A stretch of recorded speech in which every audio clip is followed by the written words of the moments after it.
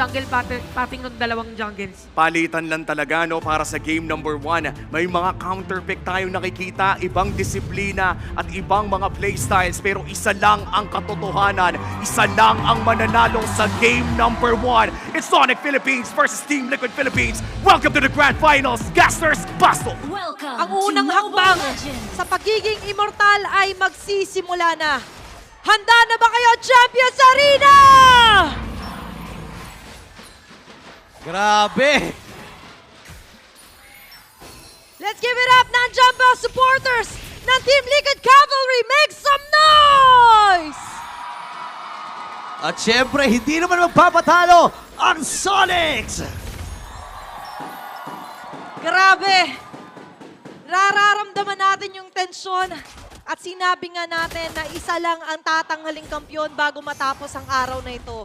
Pero balikan natin muli dito sa Sonics or Onyx, ilalabas si King Kong yung kanyang Lancelot. Mukhang ito yung pinaghandaan ni King Kong sa buong regular season. Lumabas yung weakness ng Onyx Philippines, yung inability nila na i-flex si King Kong na kapag umabot ng second phase at wala na silang jungle hero, doon sila napupuruhan. Pero ngayon may sagot sila laban sa Liquid Philippines. Lancelot pa sa harap ni Carl TZ. Yun nga eh, imaginein mo Carl Tusok, pinapakitaan mo ng Carl TZ. Sobrang iconic talaga ng hero na yan. Meron pa nga siyang skin, di ba? Ng Tusok. Sa kanya pa yan. Sa kanya nahahalin tulad, di ba? Kumbaga may Filipino translation yung teasing nga, sabi ni Chantel, tusok talaga yon. Pero ngayon, nakita natin yung harapan. Of course, onto the top lane, kailangan din natin bantayan dito si Kelra at si Hoeb. Alam naman natin si Kelra, may MSC title to. Meron siya pinangahawakan experience, pero para sa TLPH, ito yung mailap sa kanila Midnight eh. Oo, ilang seasons, ilang taon, ilang MPL yung kinuha nila para masubukan ni Carl yung MSC title. Pero ito, Sanford. Ayun na, magkakasubukan. Phantom Execution and Tornos from King Kong.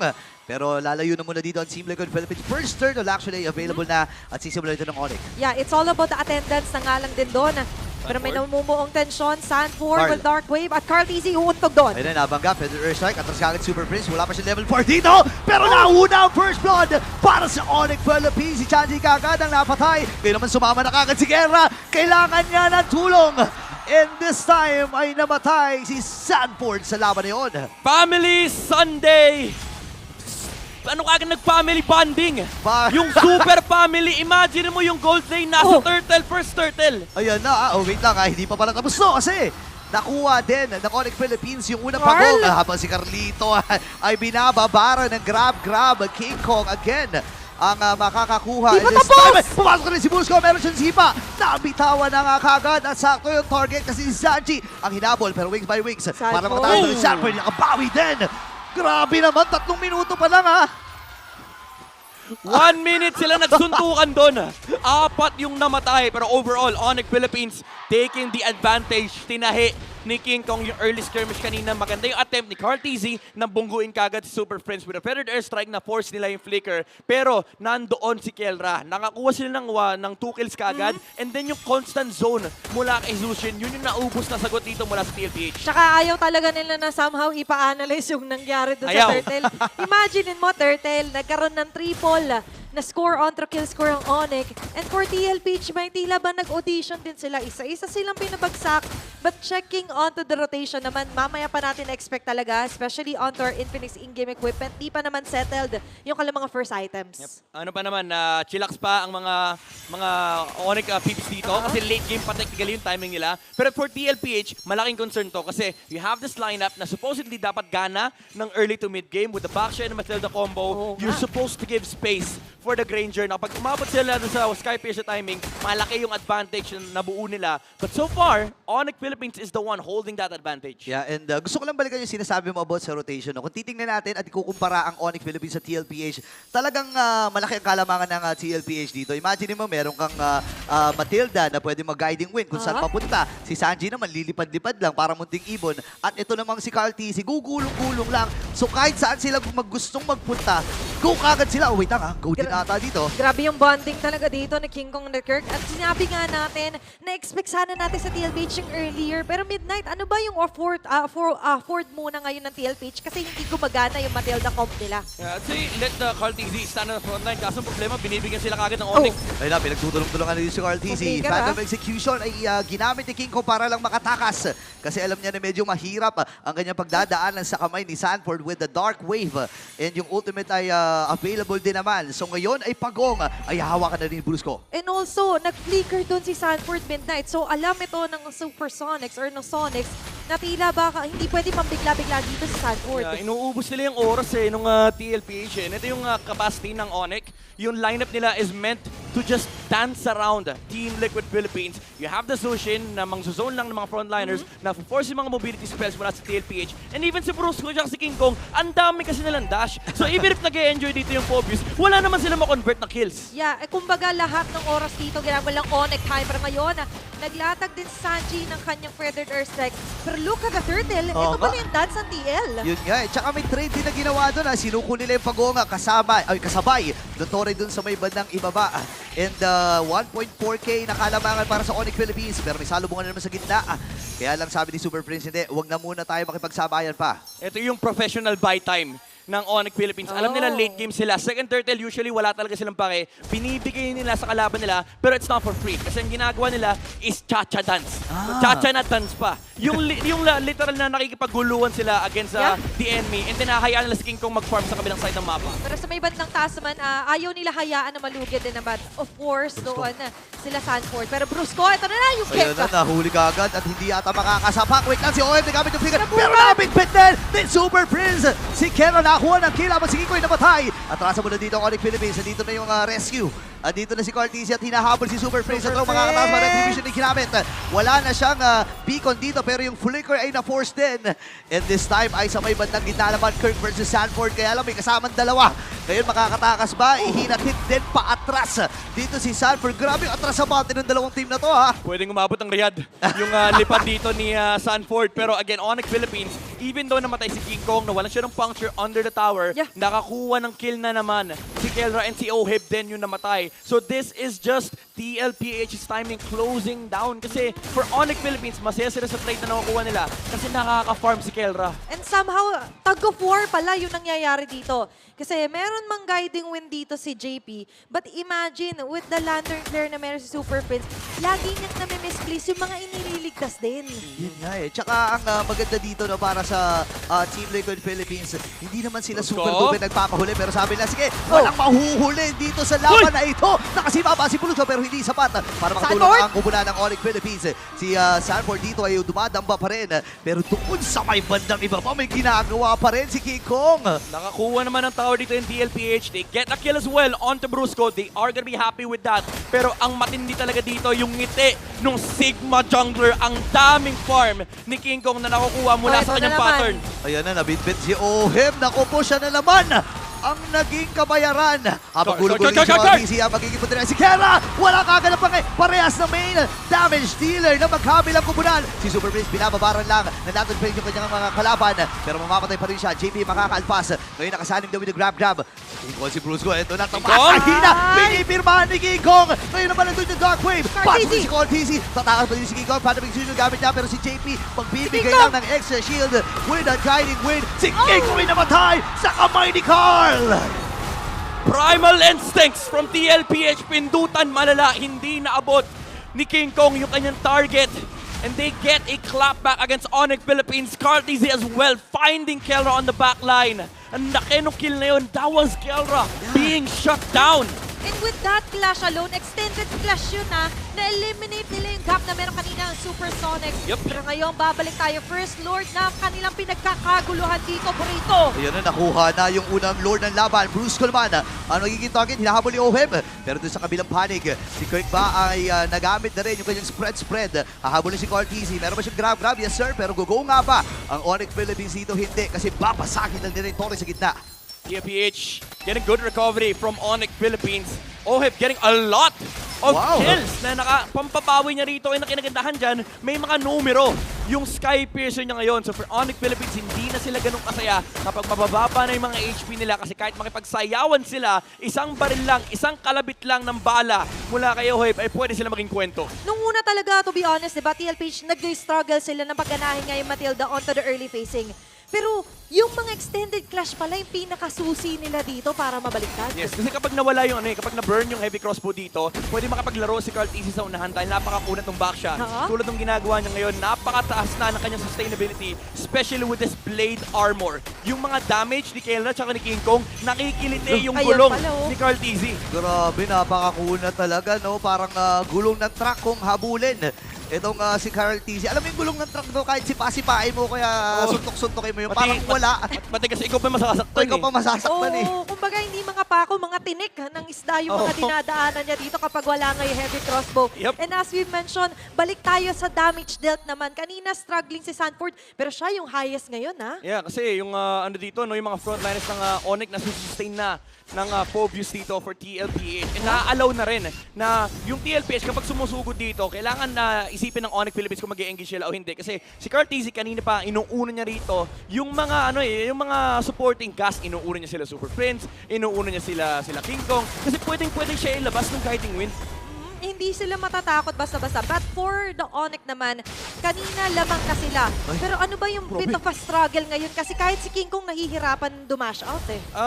Yung conversion into damage, kahit pa sabihin natin pwede nilang i-kite yung mga heroes dito ng TLPH. So far kasi, yung mga targets na nasa harap ng Onyx dito, ang kukunat eh. Literal, Brusco Brothers, yung Baksha, yung Phobius, allowed lang silang gawin, yung mga gusto nilang gawin. Kasi nga may guiding wind pa, may shields pa nanggagaling mula kay JP. Tapos, yung commitment nila hindi ganun kadali. Kasi kapag tinamaan sila ng stun, ang daming burst na pwede manggaling sa liquid, especially coming out from Oheb. Yun nga doon, laking problema talaga or ang daming problema na kailangan mong atupakin dito sa Onyx Philippines. Kasi bukod sa mabilis yung rotation nila, mabilis sila makaresponde dun sa mga teamfights, ang bilis din ng nagiging action kapag may mga teamfights sila na nililinis. And looking at the Infinix in-game equipment, Midnight, kaya rin naman masakit na dito si Sanji. Ito na naman yung pasugod talaga kasi naka-glowing one na nga.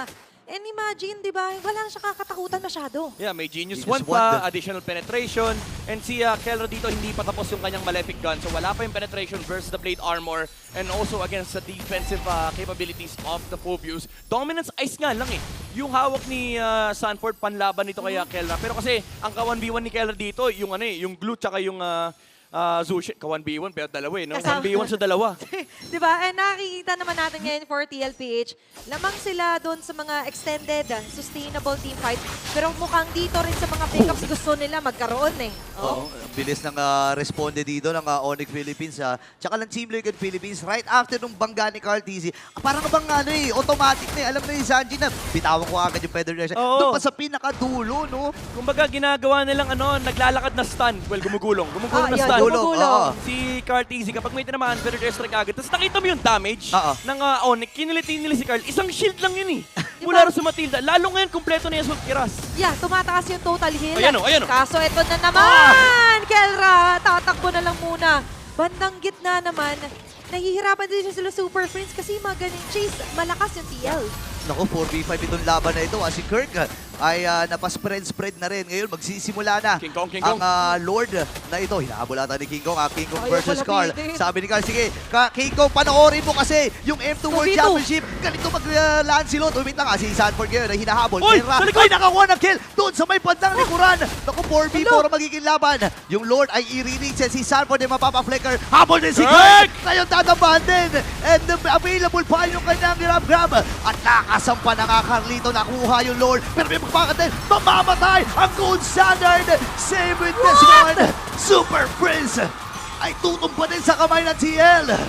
Oh my goodness, TLPH, it started off as a mistake. Naiwan nila si Sanji sa likuran.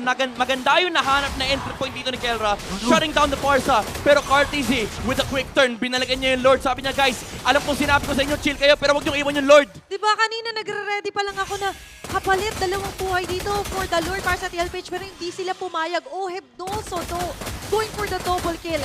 You mentioned Sanji making a mistake pero mission failed successfully pa nga yata yun. Oo, nag-U-turn eh. Si Cartesi, sabi niya, teka lang boss, may naiwan ako sa bahay. Bumalik bigla no? Pero mabilis din lang naman na matutunaw ng Onyx Philippines yung Yeah. Lord na dumamba doon sa may bandang itaas ngayon. Round number 2 ba? 2.7k ang gold deal. Yeah. And JP at itong si Carlito, sila lang talaga yung umaabante at gugulo sa Super Fam. Pero Midnight, they're getting the right target. Naabot na nila si Sanji, pero bakit struggling pa rin ngayon na yung Onyx? Wala, nung dumating yung gulong, ang hirap eh. Kumbaga si Kellet sinusubukan niyang butasan, pero sabi nga ni Burrito kanina, kahit anong sipa mo, wala eh. Hindi mo mabutas, napakakunat nung back siya ngayon. And imagine, 2v3 yung laban kanina sa Lord. Medyo malayo na si King Kong, kaya hindi na nakuha yung Lord. And nandoon na si Carl TZ, hindi na siya nagkamali. Na-retry niya na yung Lord this time around. And this puts a big advantage to the side of TLPH kasi ngayon hawak nila yung mapa. Pero ito lumalaki na yung farm dito para kay Kelra. Ang biggest concern na lang ng Onyx Philippines is finding the right target and making sure na kapag nahanap nila si Oheb, wala si Carl TZ sa teamfight. Kumbaga, yun naman yung gusto nila mangyari. Kaso nga lang, lagi hinahain ni Carl TZ sarili niya, ako na lang lagi, ako na lang targetin nyo. Oo, napakakunat ba naman eh. Imagine, ayan tinan mo, Diba? pinaghapas. Grabe. Ano yung Shield of Spirit. And nagpapasalo lang tinan mo, Thornlose ay nagamit din ni King Kong. And hindi man lang bumabakat doon Ayan na sa naman. HP bar ni Carl. Ayun, hinil lang pabalik. Diba? Ayun na nga yung kill. Ngayon, Sanji, pwede rin siya gamit. Si Carl Kata magiging target din dito. Nakasama naman ni Sad Grab. Pero gugulong-gulong din si Carl. Si Carl, Grabe si Carl, yung division. Si Carl! Ay, pinuntahan ka si Carl na pero kailangan tumakas. Grabe! Kaya lang nakakuha din ang kill.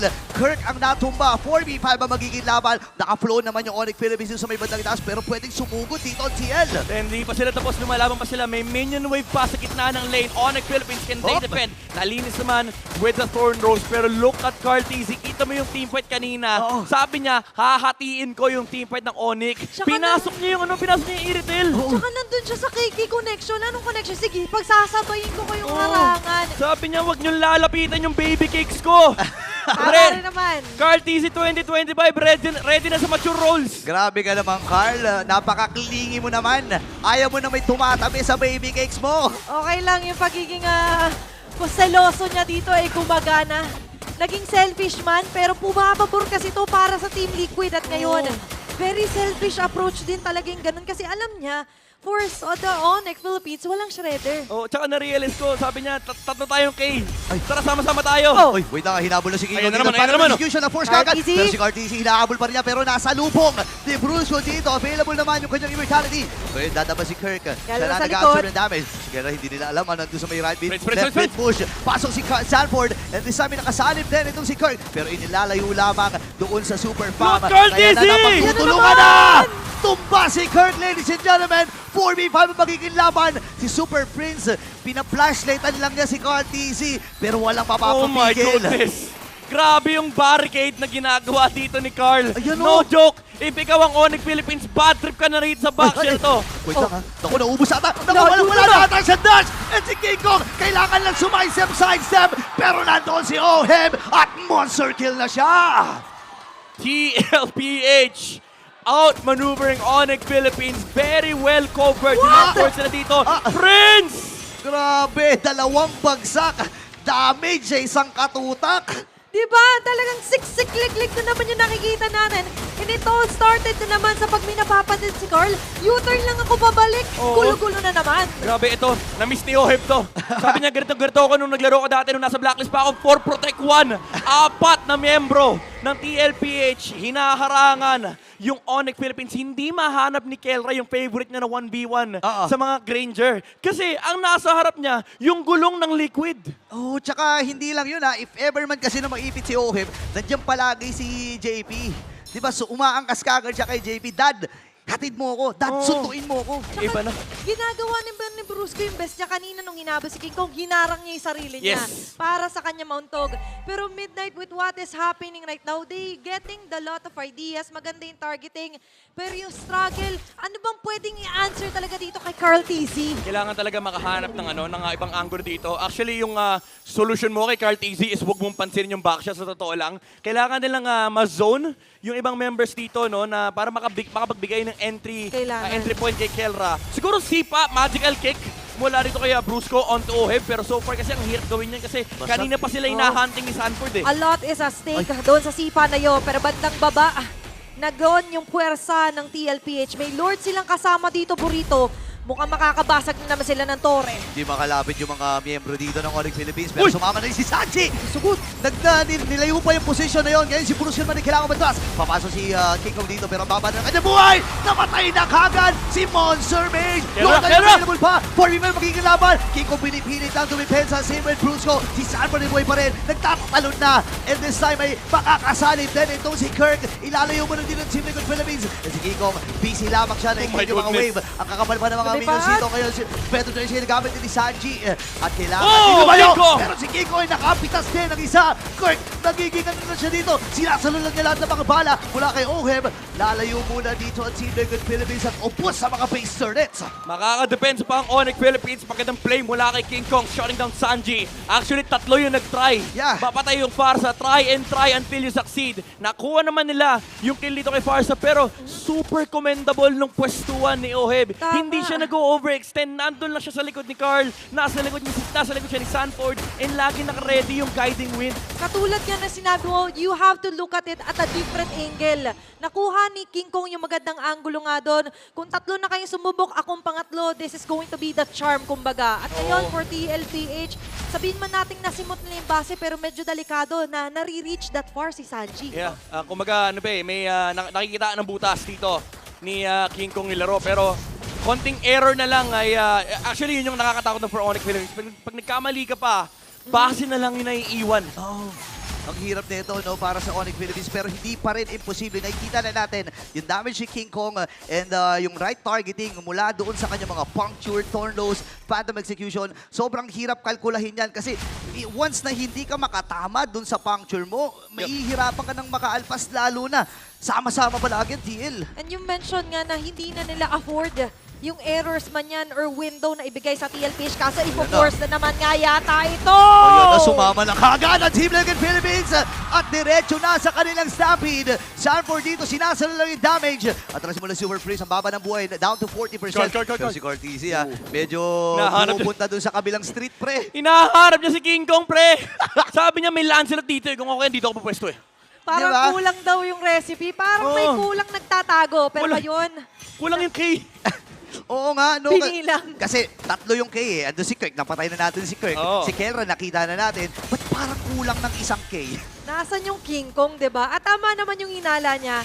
Maganda yung ID dito for TLPH. Hindi sila nakakampante hanggat di nakikita sa mapa sa King Kong. Pero yung lore dito ay masesecure ng Team Liquid. Yeah, masyadong malayo si King Kong doon at feeling ko ibinigay na rin talaga ng Onyx. Ang sinecure lang nila doon ay dapat wala nang mapitas at mapatay pa. Ito pa yung malalasynkable yung waves. 3 yung pwede nilang isync dito. May naka-hold pa sa may middle lane. Pwedeng pwestohan ng Liquid Philippines dito yung bot as well with Cartese kasi may mobility siya para makahabol. Hala. Hindi lang na-clear yung wave sa mid. So mauna nang pumasok yung sa baba. Pero tingnan mo si Cartese nandun sa base. Ayan Ayan na na. naman.